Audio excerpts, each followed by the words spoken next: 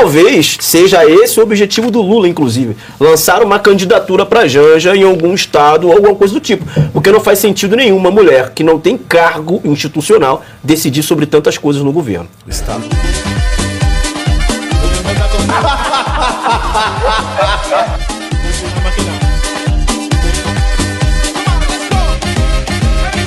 Não. Muito bem. Um sábado, o presidente Lula Lelé indicou a advogada Verônica Abdallah Sterman para o cargo de ministra do Superior Tribunal Militar, o STM. Caso seja aprovada depois da sabatina do Senado. É uma prova de TCC. Prova de TCC de faculdade de Direito vagabunda pendurada na avaliação do MEC é mais séria que sabatina do Senado, para cargo de ministro. Verônica assume uma cadeira destinada à advocacia, que será aberta em abril com a aposentadoria do ministro José Coelho Ferreira.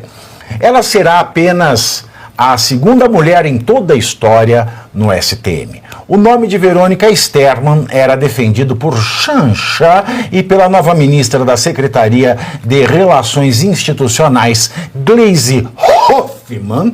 Vale lembrar que Verônica defendeu Gleisi e o ex-marido, o ex-ministro Paulo Bernardo, em caso da Operação Lava Jato. Aí eu não entendo. Por que ela vai para o Superior Tribunal Militar? Porque ela já defendeu o canhão? Não, é a única correlação que vejo. Tem que ter alguma ligação. É a única, de ter sido advogada do canhão.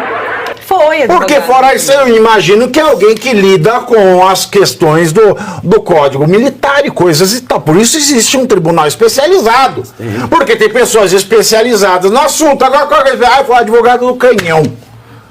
E ainda teve o apoio da Janja, hein? Teve o apoio da Janja. E por falar em Janja, tá na hora, cocoricó, tá na hora, tá... A primeira-dama Janja discursou e chorou ao lado de Lula na última sexta-feira. Ela chorou de amor, de que ela chorou, de que ela chorou. A Janja chorou durante um evento do MST em Minas Gerais, ao falar sobre o Dia das Mulheres. Janja afirmou que não sente medo e nem vergonha, mas sim coragem. Ah, não, você põe sonora da Janja, Alemão? Põe aí, vai, roda aí. Tá muito difícil para nós mulheres. Cotidianamente sermos mortas, violentadas, ter nosso corpo exposto. Então, eu acho que amanhã é o dia de lembrar todas as companheiras que tombaram, e a gente sabe que tem muitas companheiras aqui do movimento, dos movimentos que estão aqui, que tombaram, então é o dia de homenageá-las, e também um dia de luta para que nós mulheres consigamos tocar a nossa vida com segurança, com tranquilidade. E eu queria agradecer o carinho que eu fui recebida hoje aqui por algumas companheiras. É um carinho que só me faz seguir de cabeça levantada. Eu não tenho medo, eu não tenho vergonha, eu só tenho coragem. E a coragem é vocês, mulheres, hoje aqui, as mulheres que me abraçam todos os dias. E hoje eu queria dividir com vocês isso, a coragem de seguir lutando por um Brasil e por um mundo mais justo, solidário, igualitário para todas e para todos. Escuta, qual que é o nome da... Não, que minha senhora, que a senhora tem coragem, a gente já sabe, né, minha senhora? Minha senhora, você não precisa falar o óbvio. Que ela não tem vergonha. A senhora é corajosa, minha senhora. Como é que chama aquele apresentador? Rodrigo Faro. Ela aprendeu a chorar com o Rodrigo Faro? Oh, Deus! Gugu! Aí depois de Abrido, depois de Cidadões, depois de Faraona, ela vem com o que agora? Nós somos. Aí ela fala assim, em pleno carnaval, ela vem achar ruim que as mulheres têm corpo exposto. Como se não fossem as Conta pra próprias mim. mulheres que estivessem Não. expondo os corpos. Os mulheres com os corpos, o nosso corpo exposto. Nosso corpo- Ainda bem que é das mulheres do carnaval. Nosso corpo sendo exposto. Não, o ou seja, duro é assim. por terceiros. E por que ela não acha ruim de expor os corpos em vestes cafonas? Porque isso é. Que tem que ter coragem. A gente sabe que a senhora é corajosa. As roupas cafona que ela me compra com nosso dinheiro, hein? E a gente nem sabe quanto é, porque ninguém conta quanto é. Que mais aqui? Continuando ainda, tá? Segundo informações do meu querido amigo Cláudio Dantas, a injeção inédita de recursos na Organização de Estados Ibero-Americanos tem influência direta dela, Janja, a corajosa, que poucos meses após a posse, ou possessão seria, de Lula, esteve em Madrid, na sede da OEI. Na ocasião, a primeira-dama foi convidada para coordenar a rede ibero-americana para inclusão e igualdade. Desde então, a organização já assinou contratos sem licitações que somam quase 600 milhões de reais. Inclusive, o secretário-geral da OEI, o espanhol Mariano Rabonero, foi quem organizou o evento G20 Social, que reuniu artistas e militantes no Rio de Janeiro. Lá, aquele evento que a Janja fez na zona, sabe, na zona portuária do Rio de Janeiro, também conhecido como Janja Palusa, que foi ali na zona portuária. E aí? É a farra com Com dinheiro bom da público, Janja, hein? como sempre, Corajosa. né? Ela é corajosa, ela realmente não tem vergonha Guerreira. nenhuma na cara dela. Guerreira, ela disse cafona. bem. O que eu falo mesmo? Marmota. Marmota de Minas Sirigaita. Gerais, viu, gente? Então, é a farra com dinheiro público. Ela segue aí sendo uma pessoa, uma figura Cafona. que é protagonista aí em alguns cafona. momentos, e cafona e marmota, na malversação, né, do dinheiro público. E da língua portuguesa. E da língua portuguesa, E principalmente. também das regras de etiqueta e Agora, de vestuário. Eu queria chamar a atenção que eles estão ali num evento, né, que o painel atrás está dizendo reforma agrária e mais alimentos. Então aí você vê, essa fala também da Janja, a gente viu ela direto da zona rural. Fala, amigos do canal. Tá gostando desse vídeo? Então não esqueça de deixar um like pro Pavivi, comente quanto quiser e compartilhe com seus amigos e inimigos por um Brasil melhor e mais justo.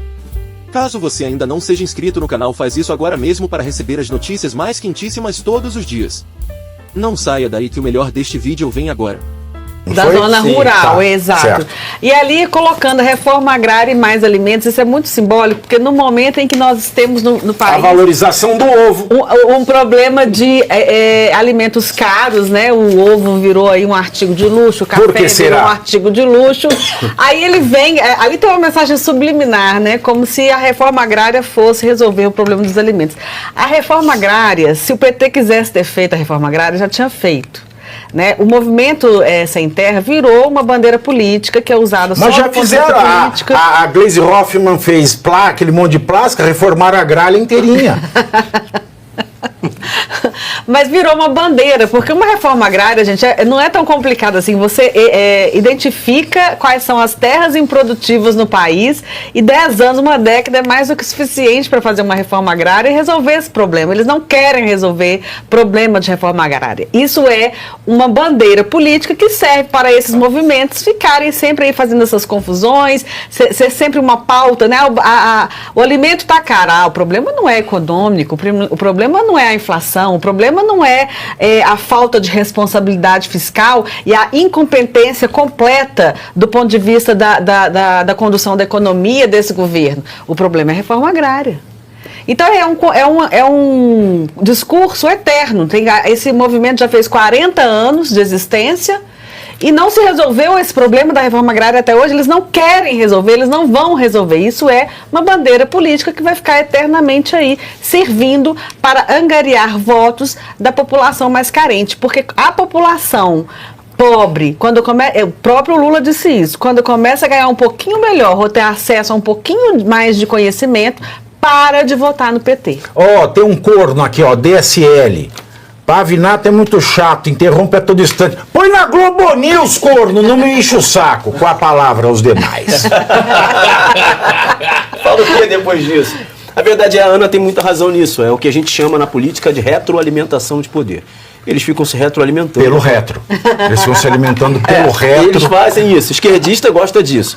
Eles ficam se retroalimentando com essas pautas que não resolvem nunca. Veja, se você fizer um cálculo do PT no poder, desde Lula a Dilma, foram 14 anos, porque Dilma foi interrompida ali na metade do mandato. E agora já temos mais 2. Já tem mais 2, ou seja, então já tem 16, vai para 18 anos e nunca se resolve esse problema. Não tem jeito, a gente vai lembrar da gestão do presidente Bolsonaro, que deu título de propriedade. Isso aí. Deu título de propriedade para as mulheres, inclusive, porque o homem poderia pegar o título ali, vender, beber cachaça, fazer a loucura Abandona, de homem, às vezes, abandona a família e tudo mais. Então o Bolsonaro, ele resolve um problema parcialmente, que não resolveu para todas as pessoas, evidentemente, mas resolve um problema e ainda beneficia as mulheres. Mulheres essa que a esquerda chama o Bolsonaro de misógino e tudo mais. Então, veja, é uma hipocrisia sem precedente. Está ali, ó, na bancada com Lula, naquele palco estéreo, que é ali um dos cabeças do Movimento Sem Terra, lá do Rio Grande do Sul. Ou seja, não resolvem nada, ficam fazendo proselitismo político para se retroalimentarem do poder. Agora, eles não vão resolver porque é proposital. É bom que dê errado, é bom que essas pessoas permaneçam sem terra, é bom que essas pessoas permaneçam abaixo da linha da pobreza. Por que não se resolveu o problema de pobreza? Primeira campanha do Lula, vamos resolver o problema de pobreza do Brasil. Segunda campanha, vamos tirar o povo da miséria. Terceira, gente, já vai para 18 anos e não deu para tirar da miséria essas pessoas? Olha, até a expressão reforma agrária é uma expressão que é politizada, ideologizada, exatamente porque o objetivo é fazer um processo revolucionário. Por isso que eles não podem resolver a questão da reforma agrária. Como é que você resolve o problema da reforma? Primeiro você tem que dizer, vai ser uma reforma capitalista ou uma reforma socialista? Exemplo, as terras improdutivas. Eu não me preocupo se a terra improdutiva for de algum grande fazendeiro. De repente ele pode estar utilizando, deixando lá para ele utilizar aquela terra na hora que for adequada. A primeira terra que tem que ser vista, que terra pertence ao Estado que não serve para porcaria nenhuma. E aí você pode fazer. Aí você pode entregar. Depois, se você vai entregar a terra para determinados indivíduos, determinadas famílias, como é que você vai dar o suporte para que ele possa produzir? Mas não é produzir para fazer essa agricultura familiar que não serve para porcaria nenhuma, porque não produz em escala. Produzir de uma maneira em que ele possa fazer uma alavancagem capitalista. Eu não entendo nada desse assunto. Desde que o Brasil esteve diante de um sítio, no interior de São Paulo, em Atibaia, um sítio sem dono que ninguém invade. Alguém me explica, um sítio bonito, sem dono, com construção, com pedalinho, sabe, com energia, com água, esgoto, e haja esgoto. Não tem dono e ninguém invade. Me explica uma coisa dessa. Não vou invadir, eu só concluir isso aí. É interessante por quê? Porque quem fez a reforma agrária, se você partir do princípio que é a distribuição de terra, foi o Bolsonaro, quando ele fez a regularização fundiária. E por qual razão eles não podem resolver o problema da reforma agrária? Porque eles precisam dessa massa para ser usada politicamente. Quando Bolsonaro fez a regularização fundiária, ele simplesmente esvaziou o movimento, porque aqueles que eram utilizados como massa de manobra para a elite, que estava do lado do Lula ali, falando, a elite do processo do movimento de reforma agrária, que eles simplesmente as pessoas viram, não precisa mais ser. Agora nós estamos fundeados. É exatamente isso. Estamos fundeados. O Bolsonaro foi o cara que fez aquilo que seria um princípio de distribuição de terra. Ele fez isso. Agora, reforma agrária, o processo de reforma agrária significa o quê? Acabar com o empreendedorismo no campo, porque essa é a lógica deles. O empreendedorismo no campo não pode ser permitido porque a lógica deles é a coletivização das terras, como foi feito na União Soviética, como foi feito em Cuba, como foi feito em qualquer lugar que não deu certo, mas eles precisam disso. Então eles nunca vão resolver o problema da reforma agrária, porque para resolver é muito fácil. Você faz um projeto de política pública de longo prazo e faz o primeiro passo, que foi o passo que o Bolsonaro deu. Regularização fundiária. Ponto. Mas é a Janja nisso tudo. Então, Pavinato, eu queria falar da Janja. Quero falar da Janja. Porque assim, como é que pode? Você leu aqui 3 notícias que tem a Janja como protagonista. Como é que pode alguém que não tem cargo nenhum definir a ministra do Superior Tribunal Militar? Ela define os rumos da reforma agrária. Sim. E ela define as verbas da Organização de Estados Ibero-Americanos. E ela não tem cargo nenhum, porque primeira-dama não é cargo. Eu bato aqui na tecla, se o Lula quer dar protagonismo à Janja, ele que a nomeie ministra de alguma coisa, para poder usar formalmente verba pública, com orçamento, com transparência. Ela é um ser assim, ela é ao mesmo tempo ser oculto, no sentido que a gente não sabe nada da transparência dela, mas com protagonismo. Não, e outra, se ela for sair da Patrícia Pilar, que pelo menos a Patrícia Pilar tem a experiência de ser a Luana Berdinazzi, que foi sem terra na novela Rei do Gado, mas nem isso, bicho. Verdade. Nem isso. Ele vem com cada um. Você lembra da Luana Berdinazzi? Tentando, cara. Você lembra da Luana Berdinazzi? Pô, é óbvio que eu lembro. O Ciro Gomes ia levar lá. Ia levar. Fosse o Ciro Gomes, ele ia levar lá. Agora, você percebeu o olhar do Lula meio brisado no horizonte? Quando ela falava, eu tava meio cabisbaixo. O que eu tô fazendo? Eu fico imaginando o que ele tá pensando naquela hora. Que eu fiz. Não é? Tá no olhar dele a frase. Não é? Cara, Um olhar eu meio fiz. até constrangedor, não sei. Enfim. Não, essa sua análise foi muito pertinente, porque assim, os tentáculos da Janja influenciam em muitas pastas do governo. Há uma animosidade muito grande com a Janja dentro do núcleo duro da esquerda.